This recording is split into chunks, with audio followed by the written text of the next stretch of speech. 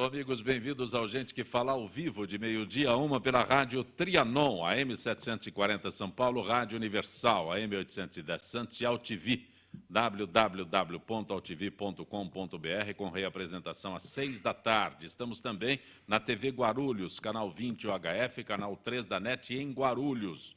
Nosso blog, gentequefala.com.br, nossa página Facebook, /programa Gente que Fala, o Twitter, @GenteQueFalaM, o WhatsApp, 974012235, chat no site da AltV, ainda um telefone que fica à sua disposição, é São Paulo 11-5052-6622. Conosco hoje, Nef Tales. Prazer tê-lo aqui, Nef. Prazer é todo meu estar aqui presente mais uma vez no programa Gente que Fala, dividindo a mesa com grandes amigos, intelectuais, né? E a você, Zancopé, mais uma vez, estar dividindo com você também as informações que são hoje polêmicas e chegaremos nelas. Valmir Leôncio da Silva. Leôncio, prazer tê-lo aqui. Eu que agradeço, muito obrigado pelo convite. E, como disse o nosso nobre ex-vereador e ex-secretário de Transporte, Nef Tales, é muito bom estar participando de uma mesa tão boa assim no dia de hoje. Você é coordenador da Escola de Contas do Tribunal de Contas de São Paulo, correto? Isso. E também conselheiro do Conselho Regional de Contabilidade. Exatamente, que agrega cerca de 140 mil profissionais de contabilidade no estado de São Paulo. Anunciei corretamente? Exatamente. Eu me perco. Como eu anuncio aqui? Marcos Calazans. Queridão! Obrigado, viu? Obrigado pelo convite. Estou morrendo de saudade de todo mundo. Na verdade, é muito simples anunciar Marcos Calazans aqui na Rádio Trianon, na AltV. Aliás, um abraço para os ouvintes da Trianon. Estou morrendo de saudade de todo mundo, mas já já a gente está de volta, né? Todo mundo cobra, pergunta sempre de você, por onde anda o Calazans? Hoje eu posso responder, está aqui conosco no Gente que Fala. É muito bom ter uma família como a nossa, não é? Sim, sem dúvida. É isso mesmo. César Calegari, que bom tê-lo aqui, César. Prazer é meu, prazer ver todos aqui na mesa, particularmente te encontrar aqui, Zancopé. Você tem um currículo muito intenso, assim como todos os que estão aqui. Deveria anunciá-lo só como sociólogo, César Calegari. O que mais que eu acrescento? Sem esse. Depois que eu deixei a Secretaria Municipal de Educação aqui no começo do ano, aqui de São Paulo, eu voltei a lecionar, né? Que maravilha! É um grande prazer. E também voltei ao Instituto Brasileiro de Sociologia Aplicada, que é uma instituição de ensino, pesquisa e consultoria que nós fundamos há muito tempo e estamos aí animados. Você também é membro do Conselho Nacional de Educação, isso é isso? Mesmo, é isso? Conselho Nacional de Educação, inclusive, que tem hoje uma meta, um desafio enorme, construir as novas diretrizes, a base curricular nacional comum para a educação básica brasileira. Nós estamos trabalhando muito nesse grande desafio. Quando a gente anuncia que o Calegari é membro do Conselho Nacional de Educação, eu pergunto para você, e onde é que se chega junto com o Pátria Educadora, esse Conselho Nacional de Educação? Bom, o Conselho Nacional de Educação, ele possui 24 membros, é o mais alto foro, né, de decisão das questões educacionais do país. E, enfim, nós estamos aí, entre os elementos aí do projeto Pátria Educadora, é uma reforma curricular grande, importante, que o país precisa ter. Nós não podemos ter uma dispersão de currículos como temos hoje, e isso acaba prejudicando muito a qualidade do ensino oferecido em muitas regiões do Brasil, né? Calegari, eu quero entender um detalhe. Você disse muitas regiões do Brasil. O Brasil é muito grande, diverso, é complicado, né? Mas o meu universo do Calazans, do Nef Tales, do Leôncio é São Paulo. Então é fácil falar de educação. Mas quando eu imagino o interior do Amazonas, né? Quando eu imagino o interior do estado de São Paulo, o interior do Mato Grosso, são realidades completamente diferentes da nossa. E discutir educação, você diz um currículo comum, como é que se aplica isso?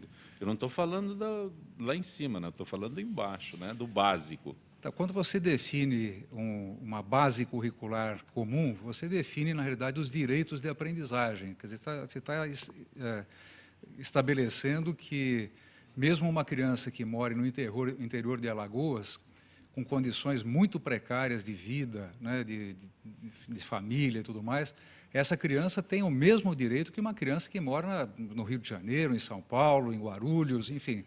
Agora, as condições são diferentes. Nós temos que melhorar as condições para consagrar o direito que é direito de todas, né? Então, ao definir um currículo básico nacional comum, nós estamos definindo o direito das crianças, dos jovens e dos adultos que no Brasil inteiro tem que ter a mesma qualidade de educação.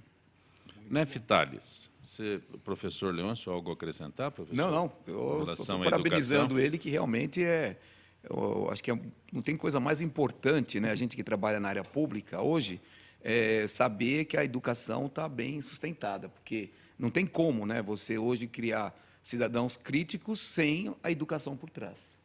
Neftales, que mora em Guarulhos e várias vezes veio ao Gente que Fala, quanto tempo demorou de Guarulhos a São Paulo, hoje ao Gente que Fala? De Marginal ou até aqui?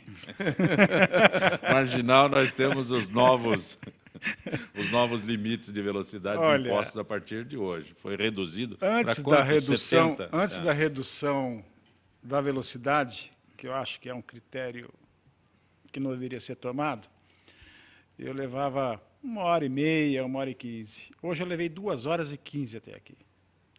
A Marginal completamente parada, estagnada, e eu vejo essa medida, Zancopé. Está sendo reduzido de 90 para 60, em alguns pontos de 70 para 60. Exatamente. E nas pistas locais, de 60 para 50. Exatamente. A diminuição da viabilidade de transporte e de velocidade, ela, na minha opinião, como já fui secretário de transporte também na cidade de Guarulhos, ela inviabiliza muito o trânsito. Inviabiliza demais. Tanto é que eu até penso que essa medida é uma medida sem tato. A medida sem tato, essa medida, prestada aí pelo nosso secretário de transportes do município.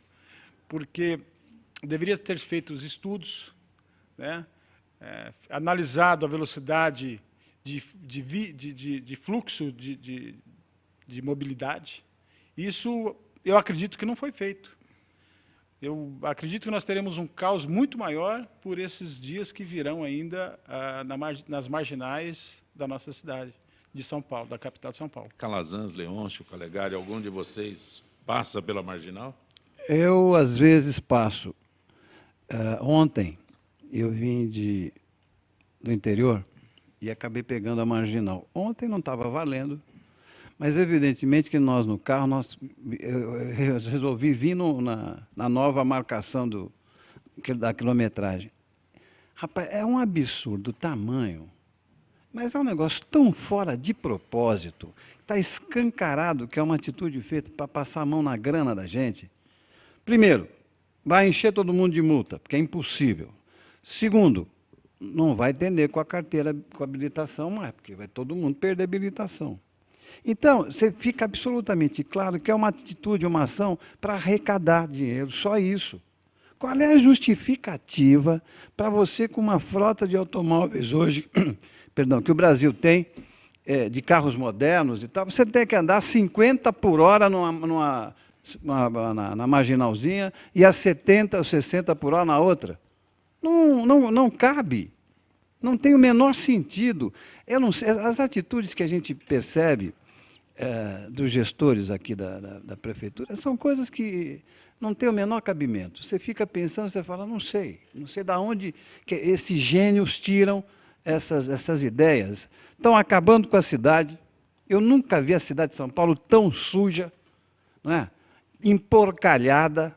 Você tem um contingente de pessoas com problemas psiquiátricos, de zumbis pela cidade, que é uma coisa... Eu nunca vi isso. Mas o que faz com ele? Trata, pô. Pega, leva para tratar. Não é?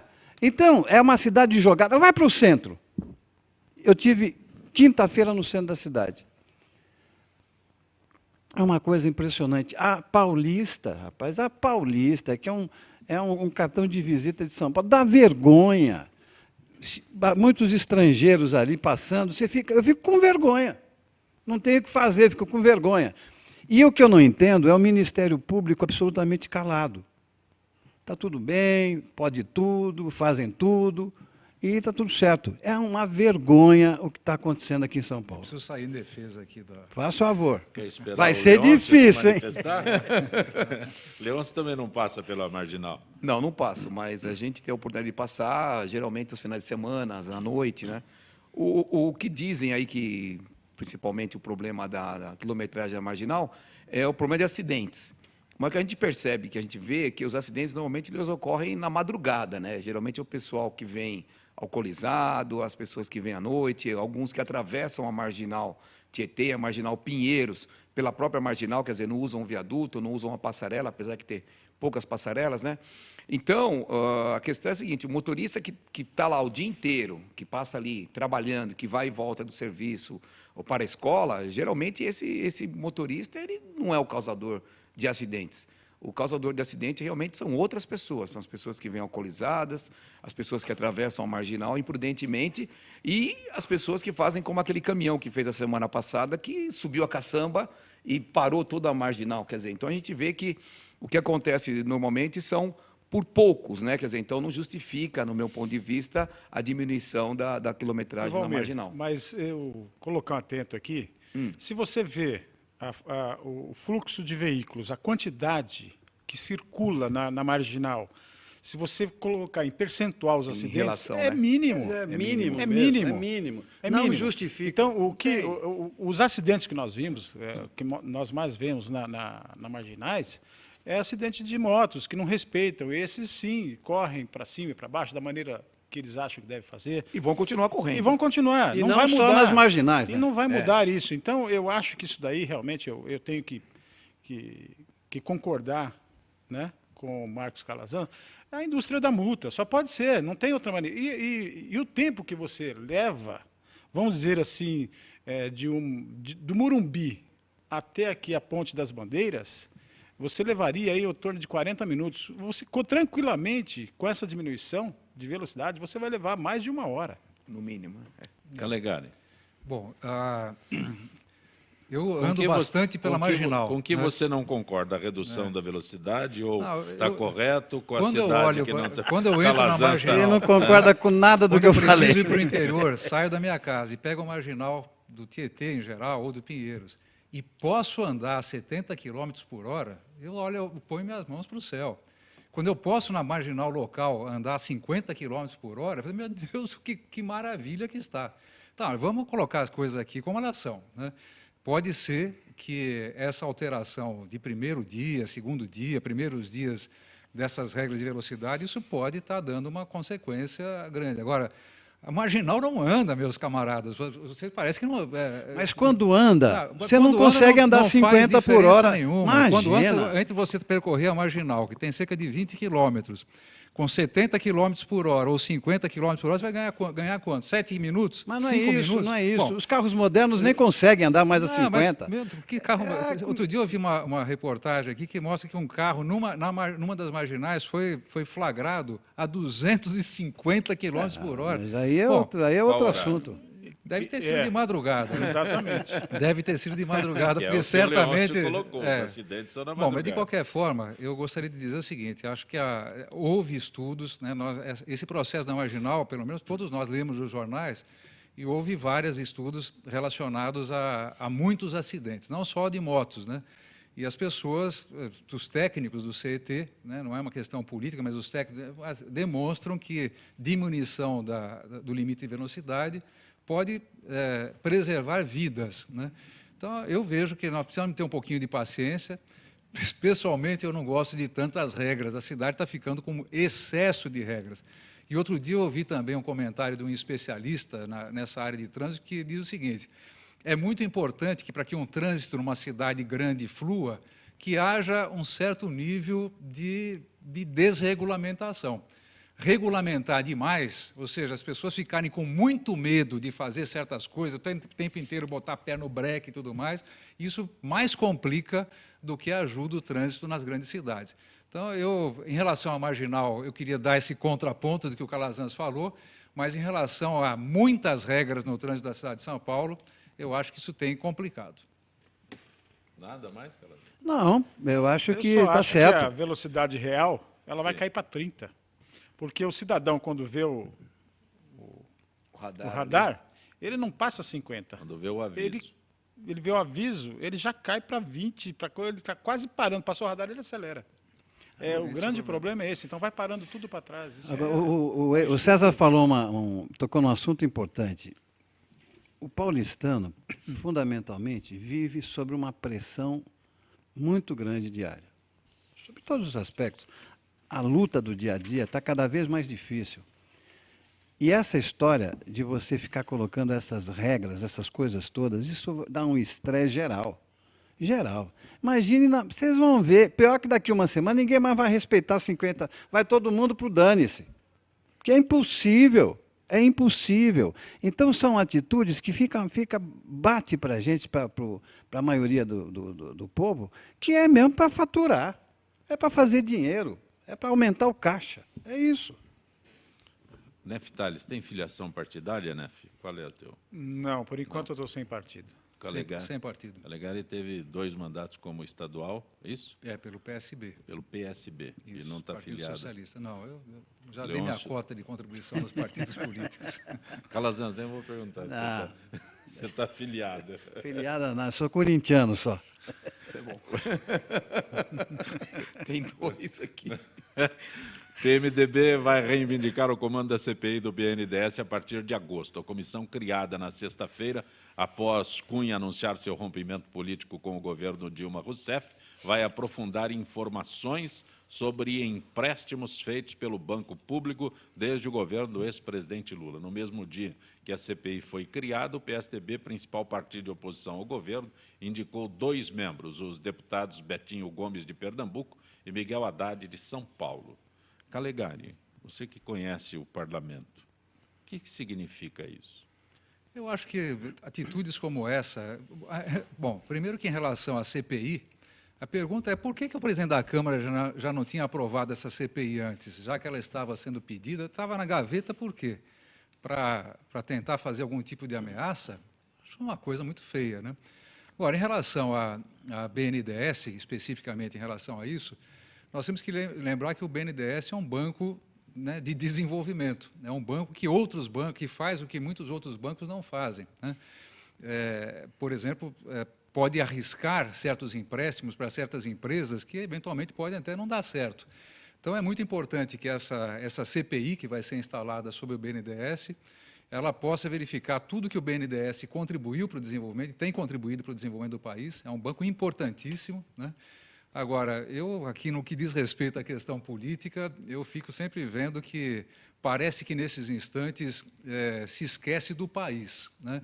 Nós estamos vendo a atitude de um presidente de poder, né? O presidente do Congresso Nacional, presidente da Câmara dos Deputados, numa atitude que sabe, de briga, né? de querer ir à forra do governo, como se, inclusive, se o governo Dilma estivesse fazendo investigações em relação a ele.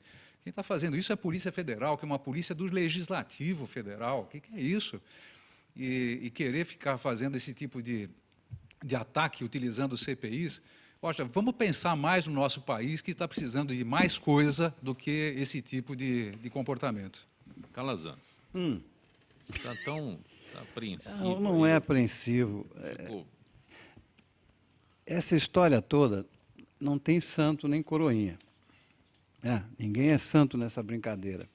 Evidentemente que o presidente da Câmara está querendo dar uma desforra mesmo no governo da presidente Dilma. Esse é um fato. Nesse momento, a liberação dessa CPI do BNDES acho que faz bem para o Brasil.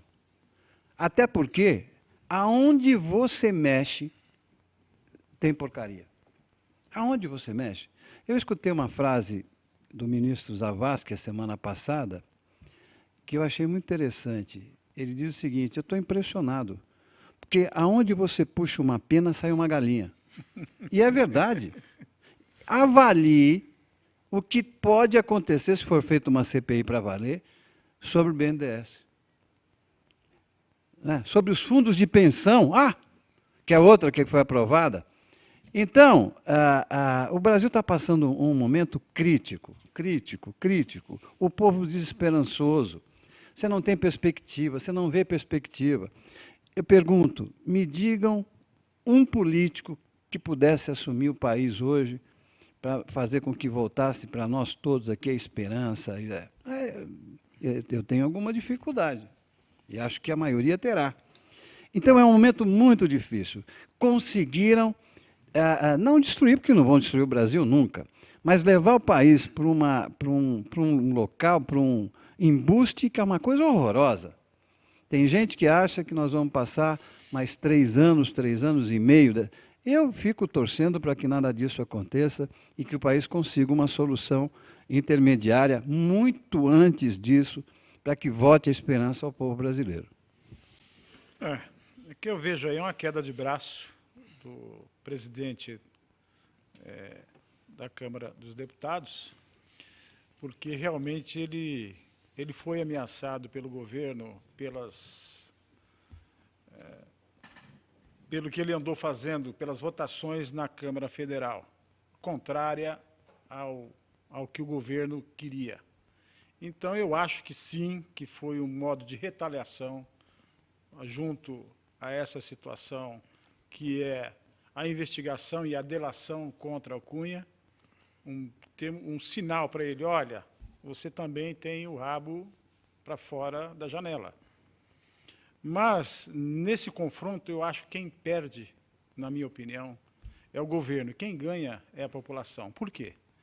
Se essa CPI realmente for, como diz o Calazans, a fundo, abrir essa caixa do BNDES, nós vamos ver, com certeza, um escândalo muito maior do que o Petrolão. Porque este banco patrocina, e é patrocinado, já foi patrocinado, África, Cuba, Venezuela, e hoje nós vemos o nosso país sofrendo com pequenos empresários que tentam uma aprovação de um projeto dentro do BNDES e não consegue. Então eu vejo isso aí, essa briga, sim, não faz bem para o país, não faz. Mas eu acho que é positiva. É como se fosse um machucado. Ela tem que inflamar para que ela saia. Eu acho que a inflamação está aí. E eu acredito, eu vejo com bons olhos isso, desde que isso não passe a ser uma rixa, né, entre poderes e entre partidos. Leôncio. Eu só vejo positivamente. Eu acho que cada vez que você levanta um assunto na mídia, que você tem algum tipo de prova, algum tipo de questionamento a respeito de qualquer área de atuação do governo, seja ela municipal, estadual, federal, eu acho que tem que ser investigado realmente para que mostre, né, se realmente não existe nada, mas se tem alguma coisa, que apareça. Então, acho que é importantíssimo, isso eu acho muito bom. Agora, lembrando uma coisa que acho que é importante todos nós aqui nos lembremos, né? Uma coisa é o Tribunal de Contas, ou os tribunais de contas fazerem o acompanhamento das coisas, enfim, os órgãos de controle. Agora, nós todos sabemos que o Parlamento é um órgão político, né? Alguém aqui tem alguma dúvida, né, que esses assuntos, quando você instala uma CPI, não tem um propósito de natureza política atrás disso? Claro que tem. E nós temos hoje, no país, o país conflagrado politicamente. Felizmente, nós não temos um nível de conflagração como tem outros países que vão à guerra e tal. O nosso processo de conflagração é dentro das balizas da democracia. Mas vamos sempre nos lembrar, investigar ou fazer CPI do BNDES ou de qualquer outra coisa na Câmara Federal é jogo político. Agora, o Calegari tem toda a razão no que ele falou. É um jogo político mesmo, não tem a menor dúvida. Agora, por outro lado, o país também já não aguenta mais esses TCUs da vida, né? Os quadros montados para tomarem conta das contas municipais, estaduais e federais são ridículos. É ridículo. É gente patrocinada pelos próprios. Até essa semana teve um problema com o filho de um presidente, sei lá do quê, de um tribunal qualquer desses aí. TCU. Do TCU. Então, é outra coisa que a gente tem que aproveitar essa confusão toda e acabar mudando isso tudo. Não tem o menor cabimento. Não é? Você eleger, o governo eleger quem é que vai cuidar das contas dele. É o fim do mundo. O Calegari, Rosa do Cambuci Qual a estimativa do atual número de analfabetos em nosso país? Rosa do Cambuci. Nós temos cerca de 12 milhões de analfabetos absolutos e aproximadamente uns 38 milhões de analfabetos funcionais. Acabamos de saber do resultado da Avaliação Nacional de Alfabetização e mostra uma realidade muito preocupante, viu, Zancopé? Mesmo no estado de São Paulo, 30% das crianças que chegam ao 3º ano do ensino fundamental chegam depois de 3 anos de escola sem saber escrever. Né? E em estado, eu até citei Alagoas, mas podia falar do Maranhão ou do Pará, esse número de crianças, ou percentual de crianças que não sabe escrever, chega a 70%, quando elas deveriam estar alfabetizadas. Né? Qual é o termo que você usou? São não sei quantos milhões de analfabetos absolutos e qual é o outro termo? Funcionais. São aquelas pessoas que, embora esse que você está citando aí, que chegam ao 3º ano sem saber escrever. Esse é um caso sério, porque uma criança que não é alfabetizada no momento certo, no momento adequado, ela carrega déficits educacionais para o resto da sua vida. Né? Por isso que nós construímos, quando eu trabalhei no Ministério da Educação, o Pacto Nacional pela Alfabetização na Idade Certa, para garantir que todas as crianças, sem exceção, sejam alfabetizadas até os 8 anos de idade. E essa avaliação, que acabou de ser revelada, ela mostra que nós temos muito que trabalhar ainda. Resolver o analfabetismo é fechar a torneira do alfabetismo, né? Do analfabetismo. Então, garantir que as crianças todas estejam alfabetizadas é a melhor maneira de atacar esse problema crônico que o Brasil carrega, que é o analfabetismo. Zancopé, eu gostaria de fazer uma pergunta aqui para o Calegari. No sentido da pós-graduação, vocês também cuidam da pós-graduação ou não? No Conselho Nacional de Educação, Isso. Sim, também. Porque me parece que cortaram as bolsas, né, da pós-graduação em 2/3, quer dizer, eu estava lendo uma matéria agora esse final de semana, no sentido de que nós vamos parar com a pós-graduação no Brasil para o pessoal carente, quer dizer, é uma coisa importantíssima, né, a se dizer, porque não tiver pós-graduação, você não tem a educação continuada e você não tem o pessoal que vai, os cientistas mesmo, que vão discutir, que vão pesquisar, fazer pesquisa em cima da legislação. Então, é muito importante pensar também não só no ensino fundamental, que eu acho que é o básico de tudo, mas também continuar investindo na pós-graduação. Mas a pós-graduação é mantida pelas universidades públicas em geral, né, e algumas particulares, e com bolsas da CAPES que apoiam algumas coisas. E essas bolsas da CAPES não estão tendo corte. Quer dizer, o MEC, de fato, recebeu um corte grande, mas essas bolsas da CAPES estão sendo preservadas. O básico tem corte. Quem já passou pelo básico está isento desse corte. Não, mas no caso do... Calazans, esse é maravilhoso. Calazans, Oi. O Igor Alves de Itacoaxetuba, né? Além da Prefeitura de São Paulo estar fazendo uma péssima administração em nossa cidade, a gente não pode esquecer que o governo do Estado está fazendo a sua parte para infernizar a nossa vida com péssima segurança pública. É o Igor Alves de Itacoaxetuba. E o Igor tem razão. A situação da segurança pública é, de fato, muito preocupante, temerária. Aliás, ontem nós fui para o interior e aí no meio lá do churrasco nós estávamos discutindo a história da maioridade, né? Olha, vou contar, deu indigestão, passei mal com o churrasco.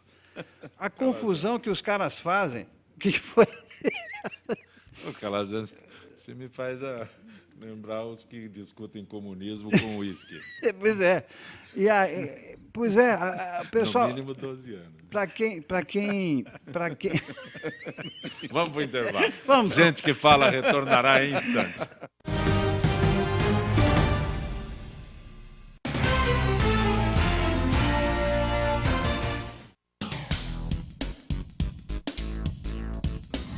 Sim, meus amigos, muito prazer, eu sou Sérgio Oliveira e estou aqui para lembrar vocês que toda segunda-feira, 9 horas da noite, eu estou aqui na TV da internet com o Futebol Alternativo TV. Sim, Série D, Série C, Copas Estaduais, as divisões de acesso, tudo aquilo que nenhum outro programa esportivo fala, tem a coragem, a capacidade de falar, nós falamos aqui na TV. Toda segunda, 9 horas da noite, só aqui na TV da internet.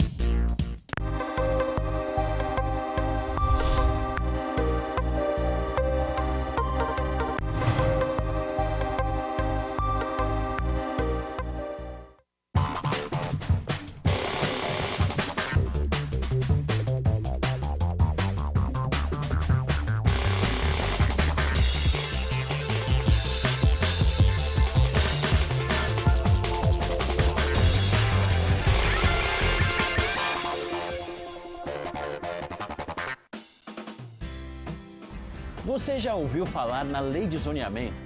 Ela está em discussão na Câmara de Vereadores e existe para planejar melhor a nossa cidade. Definindo como vai ficar a sua rua, o seu quarteirão, o seu bairro, dizendo onde pode ter comércio, moradia, emprego ou áreas verdes. Quer saber mais? Acesse o nosso portal. Participe, uma cidade melhor também passa pelas suas mãos.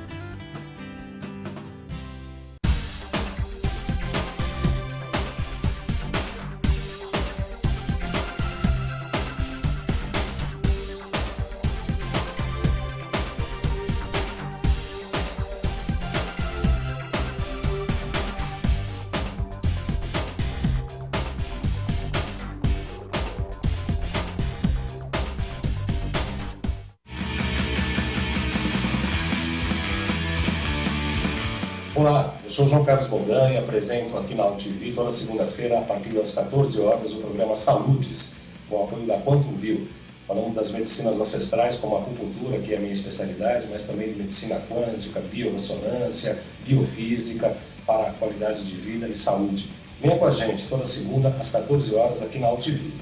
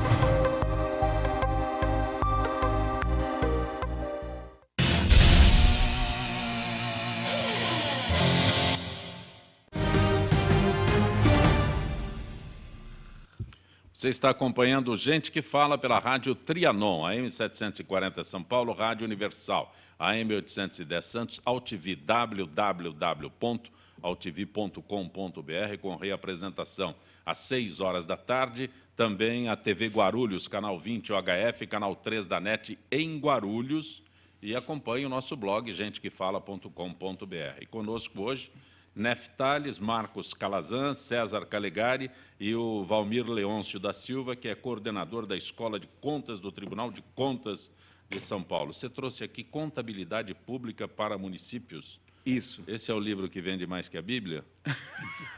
Ou só vende menos que a Bíblia?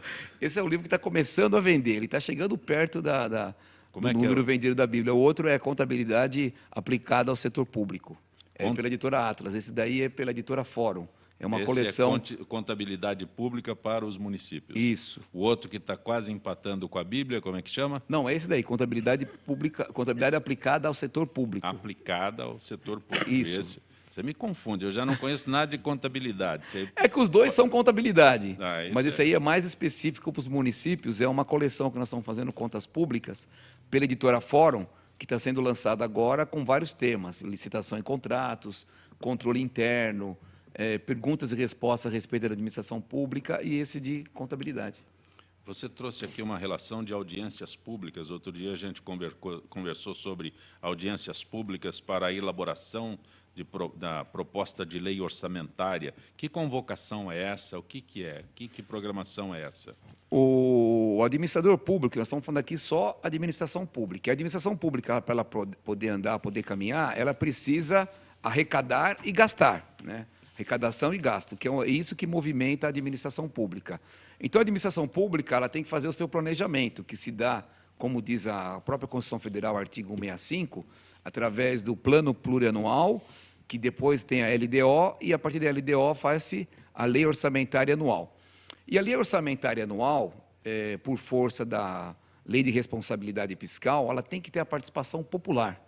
Então, como é que a população participa? A população participa mostrando quais são as necessidades dela em seus bairros e, a partir disso, o governo incorpora essas necessidades no orçamento, que vão ser realizados no ano seguinte. Então, eu estou trazendo aqui, né, que está no site da Prefeitura de São Paulo, que no dia 25 de julho vai haver essas audiências públicas nas 32 subprefeituras do município de São Paulo. Então, a população... Como é que é o acesso? Nós estamos aqui o que é? Aqui é Ibirapuera, é isso? Não, é. Como é que é essa Talvez aqui é a nossa Vila Mariana. Vila Mariana. Vila Mariana. Como é que eu aqui na Vila Mariana, como é que eu fico sabendo quando será? Entra no site da subprefeitura, por entrar no site da subprefeitura Vila Mariana, pode ser direto no site da subprefeitura, direto na internet, ou entrar no site da prefeitura, e no site da prefeitura você procurar a subprefeitura Vila Mariana. E na Vila Mariana você vai verificar que dia 25/7, das 9 às 11 horas, vai ter audiência pública para saber as necessidades locais. E essas necessidades locais vão ser colocadas dentro do orçamento do município para serem executadas o ano que vem. Então, é importante a participação popular, porque ninguém melhor do que a população que mora naquele bairro sabe a sua necessidade, né? Então, pela própria Constituição, quem tem o poder de fazer o orçamento é o chefe do executivo, que no caso é o prefeito, mas com a participação popular. Neftales, Roberto Campos, da Vila Galvão, o senhor já teve a oportunidade de observar que na região de Cumbica sua posição anti-autonomia de Cumbica foi muito mal recebida? Pergunta o Roberto Campos, da Vila Galvão. Se todo mundo gostasse do verde, que seria do amarelo, né? Essa é a verdade. Mas Cumbica é realmente uma cidade sofrida pela atual administração, que largada, e eu acredito que o posicionamento... Como que é o nome dele? Me perdoe. É o Roberto Campos, da Roberto Vila Campos, Galvão. pelo seu posicionamento, eu acredito sim, porque o município está largado, principalmente Cumbica, como eu disse, e essa área é muito importante para a cidade de Guarulhos, onde ela está hoje instalada as maiores empresas da cidade. É a mesma coisa que nós tirarmos de um corpo o coração. Ele vai pulsar fora e o corpo irá morrer. Então, eu sempre fui contra e serei contra, sim, a separação de Cumbica com o resto da cidade de Guarulhos. Calazans, Oi. notícias divulgadas hoje pela manhã. Agentes penitenciários paulistas em todo o estado entraram em greve. É o Ivan da Cachoeirinha aqui. Faz o comentário, não é nenhuma pergunta, não é? Na verdade, é o que nós estamos vendo hoje, quer dizer, as categorias, as mais diversas categorias entrando em greve, inflação corroendo o pequeno salário da maioria dos trabalhadores, está virando o samba do crioulo doido. É uma situação de quase convulsão que o país está passando, e essas coisas estouram, espocam ali, aqui e acolá.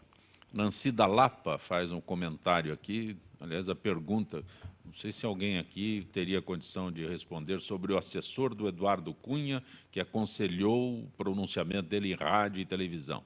Esse assessor não percebeu que teríamos panelaço, buzinaço e outras manifestações hostis? É a Nancy da Lapa. Olha, eu vi o pronunciamento, assisti o pronunciamento do Cunha, achei, tecnicamente, vendo como publicitário, horroroso. Era uma pessoa recitando na frente de uma câmera, um discurso vazio. Enfim, não entendi nada. Não entendi nada, e acho que muita gente não entendeu também. O assessor deve ter desaparecido. Sumiu. Calegari, no lema Pátria Educadora, onde o Brasil está pecando mais em termos de investimento? É Cássia Lima quem pergunta. Bom, nós temos que investir mais. Agora, não há educação de qualidade, todos nós sabemos bem, se não houver a valorização dos educadores, né? Isso é uma coisa óbvia. Não é simples, né? Nós temos aí 2 milhões de professores em atividade no Brasil. Não adianta dizer que nós vamos formar uma nova geração de professores. Nós temos que cuidar da atual geração de professores, porque são esses que estão cuidando dos nossos filhos. E significa melhorar salário, melhorar carreira e melhorar também a formação continuada, né? O país tem dado alguns avanços em matéria de educação, mas é pouco dentro daquilo que nós precisamos fazer. O Leôncio se referiu há um instante sobre pós-graduação, mestrado, quer dizer, outro estágio. Eu já perguntei isso para você, ainda insisto, Calegari. Eu fico preocupadíssimo sempre com a educação de base. Eu, há alguns dias, né, na divisa com o Mato Grosso, lá, a menina falou: tio, o senhor pode me ajudar? É que nós fomos orientados aqui, como é que é? Eu esqueci, mas o fumo eu não esqueci. Nós fomos o pedido da professora que tem que escrever isso daqui, eu não sei como é que escreve. Nós, né? Nós fomos. Nós fomos. Aí, isso me, sabe, eu fico preocupadíssimo com isso, porque a menina está no 2º ano, a criança está no 2º ano, então, aí eu não tenho nem como começar explicando para ela que não é nós fomos, é nós fomos. Aí, sabe, então isso me deixa, sabe, apavorado cada vez mais com a nossa educação, como você disse, de professores, né? Investimento de professores, para que isso não aconteça. Eu não sei por onde começar, Calegari. Só uma palavra. Nós temos boas escolas públicas no Brasil. Nós temos boas escolas públicas no Brasil, mas escolas boas mesmo. Sim. Então, nós precisamos buscar mágica, né, em qualquer outro lugar. Vai verificar como é que funcionam as escolas técnicas federais. São excelentes. As escolas aqui do Estado de São Paulo, que na área profissionalizante, excelentes. As escolas do Senai, da melhor qualidade. O Brasil tem demonstrado que é capaz de fazer boa educação. E toda vez que você olha por que a educação é boa, você vai encontrar professor reconhecido e apoiado e, quando possível, bem remunerado. Às vezes, nem é bem remunerado à altura daquilo que mereceria. Sim. Mas, mesmo assim, a educação se faz de boa qualidade, porque a equipe é coesa, é uma equipe mais estável e tudo mais. E se investe, basicamente, naquilo que é o fundamental, né? Currículo, material didático, tudo aquilo que nós precisamos, de fato, fazer com que o Brasil funcione. Posso fazer uma pergunta? Dentro do que você falou, para o Calegari, como é que ficou aquela história? Porque ele citou, o Zancopé citou o negócio do nós fomos, a criança nós fomos e tal. Nós fomos. Nós fomos. Como é que ficou a história da não repetência nas escolas? Aquela genialidade que alguém criou, que não podia repetir a criança, porque não, você vai perder a vontade de ir na escola. E se criou um problema imenso. Eu estou dizendo isso porque eu e minha família, nós cuidamos de 12 crianças durante 10 anos, oriundas da FEBEM. 10 anos, não foram 2 dias. E a grande maioria, depois de todo o sacrifício, era nós fumo. Porque não podia repetir na escola, eu nunca entendi isso. Não, a criança vai desistir, você vai ter... Como é que ficou essa história, Calegari? Continua isso? Em muitos lugares, continua. Aqui na cidade de São Paulo, eu tive a honra de coordenar um movimento que está ainda sendo implantado, de colocar o fim na aprovação automática das escolas do município de São Paulo. O município acabou essa confusão, acabou, então? Né? E isso é muito importante, porque a cultura, você tem toda a razão, a cultura da não reprovação acabou criando uma espécie de descompromisso geral. Claro, Quer dizer, o aluno não estuda porque não está... o professor também, a família... Quer dizer, ninguém se compromete naquilo porque a educação para uma criança é uma forma de trabalho. Não há educação sem algum tipo de esforço, né? E é assim que se aprende, porque a vida vai cobrar depois esses desafios. Então, em São Paulo, felizmente, nós estamos colocando o fim, quer dizer, quem está colocando agora são os professores e diretores de escola, junto com as famílias, colocando o fim a esse mal que foi a aprovação automática que tem destruído a educação no Brasil. Menos mal. Mais uma perguntinha, desculpa, só mais uma perguntinha. Por que quando sai o ranking, né, o ranking nacional das escolas, a gente vê, logicamente, que as escolas particulares, né, principalmente aqui de São Paulo, elas são sempre em primeiro lugar. E uma escola pública que sempre aparece ali entre os primeiros lugares são os colégios militares, que são, de certa forma, também escolas públicas. Por que os colégios militares eles se destacam tanto em relação aos outros colégios, que são colégios também públicos? Por que tem essa diferença? São escolas em período integral selecionadas, né? As escolas também particulares são selecionadas. Quem é que estuda nas escolas particulares? É gente que lê almoça e janta há várias gerações, né? É diferente da escola pública, que também acaba sendo uma herdeira de muitos problemas sociais. Agora, temos, fora os colégios militares, que são poucos, né? Mas tem boas escolas, como, por exemplo, Pedro II, no Rio de Janeiro, que é uma escola pública, boa, de boa qualidade, que pode ser transformado como exemplo. Mesmo em São Paulo, Pernambuco e outros estados, estão hoje fazendo movimentos importantes no sentido de qualificar, sobretudo, o ensino médio no Brasil, que tem andado muito mal das pernas. Leôncio, Fernanda Lopes da Moca, o que são pedaladas fiscais? Consegue simplificar? Fernanda já diz aqui. Ele trabalha com isso. Não, pedalada não. Não, ele sabe muito bem quais são os truques que eles usaram, né, Ana? Quais foram? É a Fernanda Lopes da Moca. Existem dois tipos de pedalada. Tem a pedalada que é aqui em São Paulo, na ciclovia, né? Aquelas pedaladas que são dadas na ciclovia, mas as pedaladas fiscais que estão falando, que está tanto na mídia aí, né, que o Tribunal de Contas da União está citando aí, é justamente o retardo de repasse, né, ou não repasse das contribuições de benefícios sociais, previdenciários, aos bancos públicos e bancos privados, para eles repassarem para as pessoas, para o Bolsa Família, etc. Então, o que acontece? O governo ele segura o repasse que deveria ser feito nas datas, não são feitas nas datas. Esses repasses sendo segurados, os bancos continuam obrigados a fazer esse pagamento. Então, a administração pública não repassa o valor, o banco faz o pagamento e, com isso, fica dinheiro no caixa, um dinheiro, de certa forma, ilusório, né? Porque ele não existe, né? Então, na realidade, o governo, com isso, ele segura mais dinheiro em caixa e, com isso, ele aumenta o seu superávit, né? Então, o que é o superávit? É o dinheiro que fica para pagar os juros da dívida. E, se ele repassar o dinheiro, ele não vai ter dinheiro suficiente para pagar os juros da dívida. Então, ele segura esse repasse, e, segurando esse repasse, é como se estivesse obtendo uma operação de crédito, que é um empréstimo, né? Mas o não é empréstimo feito pelo obrigatório? governo. Ele não é obrigatório por lei, esse repasse? Sim, obrigatório, porque senão seria uma apropriação Então ele indébita. cai em improbidade administrativa. Sim.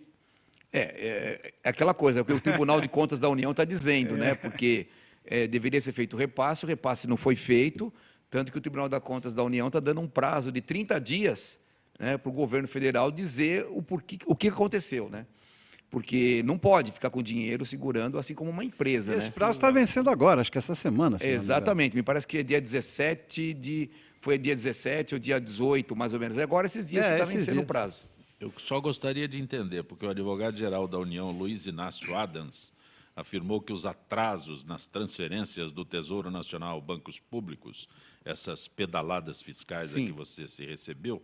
Públicos e privados, né? Também ocorreram em governos anteriores ao da presidente Dilma. E aí ele voltou a pedir um debate técnico sobre o tema. É sempre a mesma resposta, né?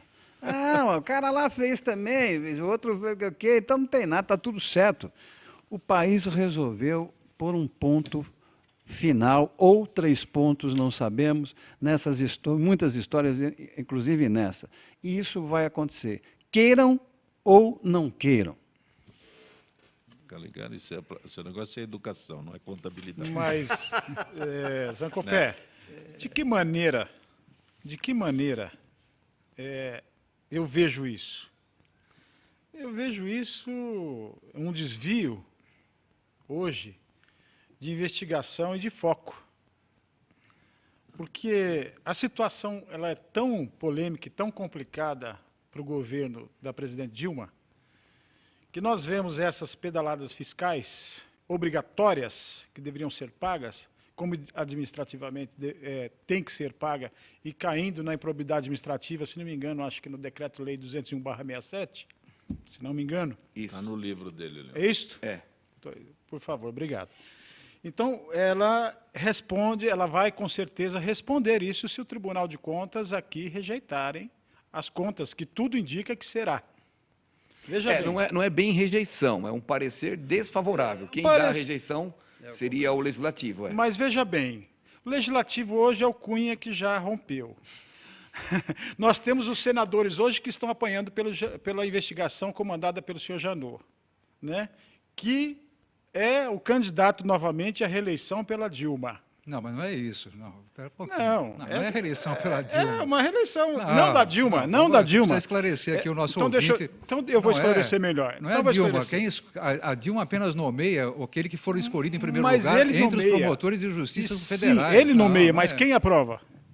Os promotores de justiça, ela tem sempre nomeado o primeiro da lista. Sim, César, eu concordo com você, mas veja bem, quem é que aponta, fala, olha, eu quero esse cidadão, eu quero este ministro, eu quero... Ela conduz. Agora, quem aprova é o Senado.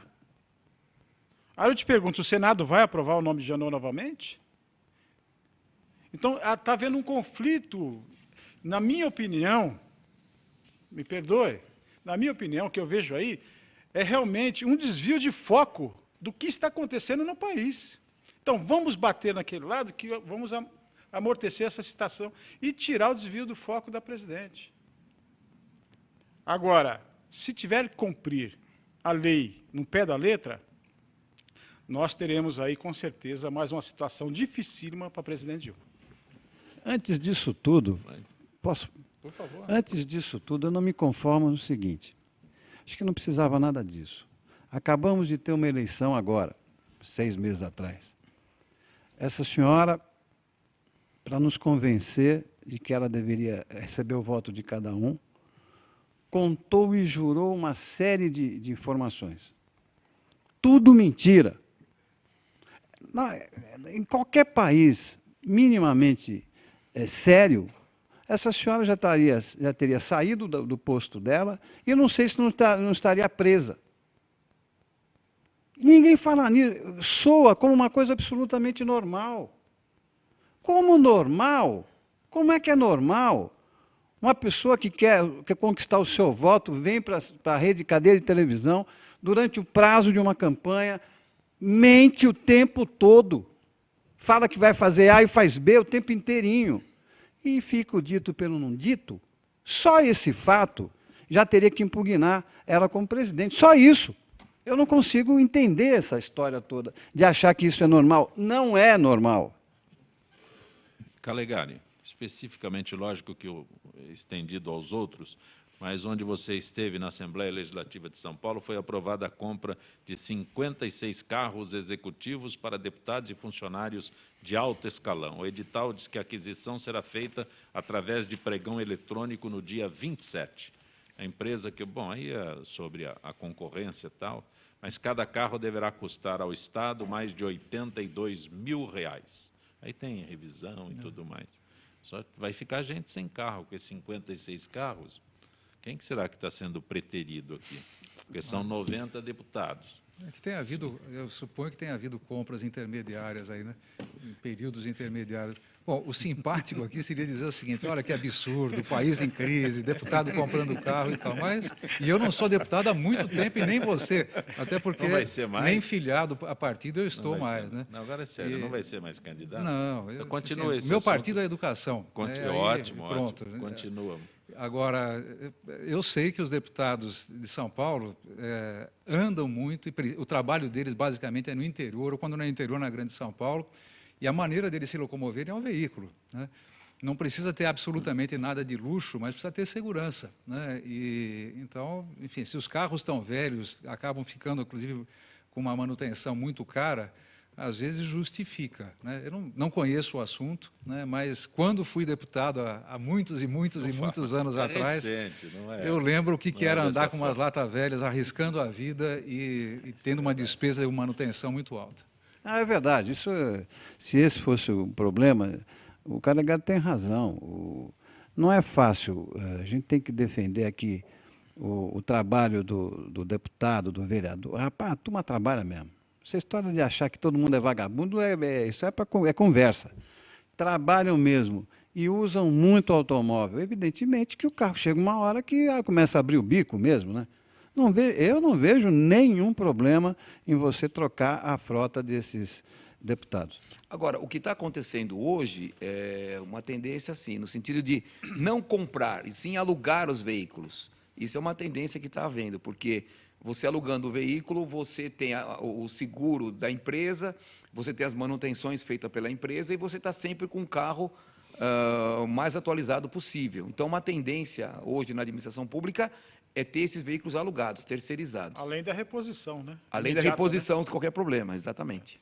Antônio Carlos é de Sumaré bairro aqui na capital.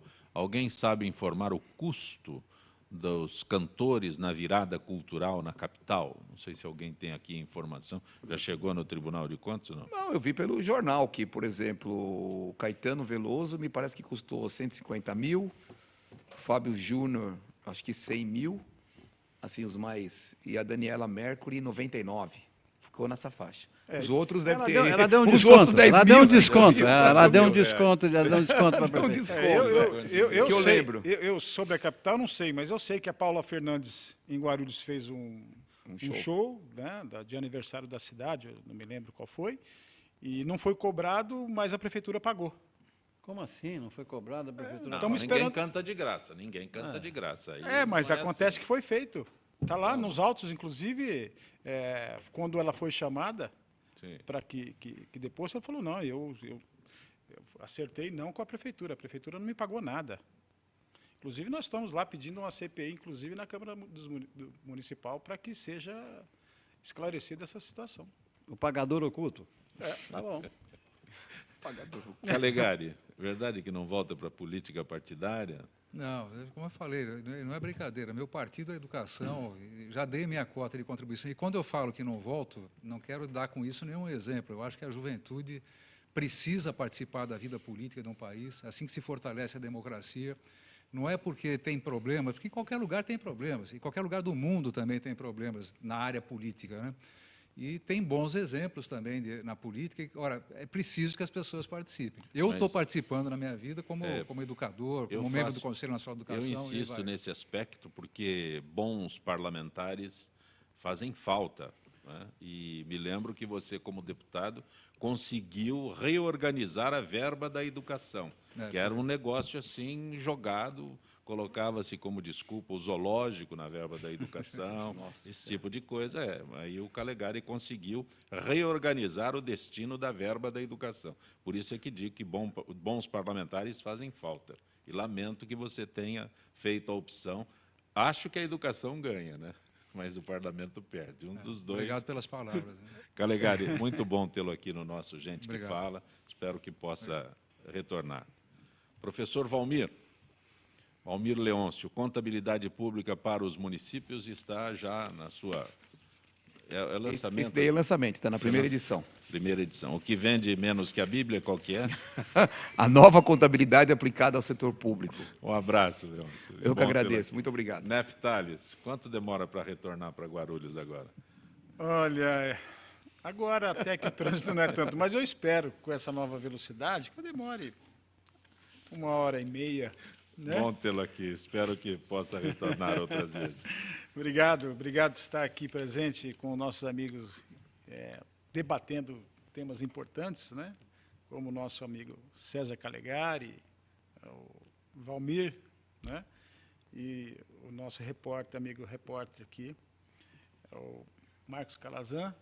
E, mais uma vez, obrigado pelo convite e a todos uma boa tarde. Calazans, o pessoal da Trianon sente muita falta da tua participação, da tua competência diante do microfone. E eu, muita falta dessa turma, dessa família enorme que a gente acabou montando e criando na Trianon. Mas nós vamos voltar rápido, isso já resolve o problema. Um abraço, Calazans. Outro, querido, obrigado. Gente que Fala tem na direção-geral o jornalista Fausto Camunha, a diretora de produção Zenilda Salvato, redação Raela Brandão, Pedro Schiavon, na pauta José Carlos Sicarelli, produção cultural Ricardo Godoy, na rádio Trianon, Benê, Cléo Rodrigues, Neildo Neres, Ricardo Valim, na direção da UTV Alberto Luquete, na técnica James Eduardo, Marcelo Fontan, Sérgio Oliveira e Iago Matsumoto. Estaremos de volta amanhã, meio-dia. Gratos, até lá.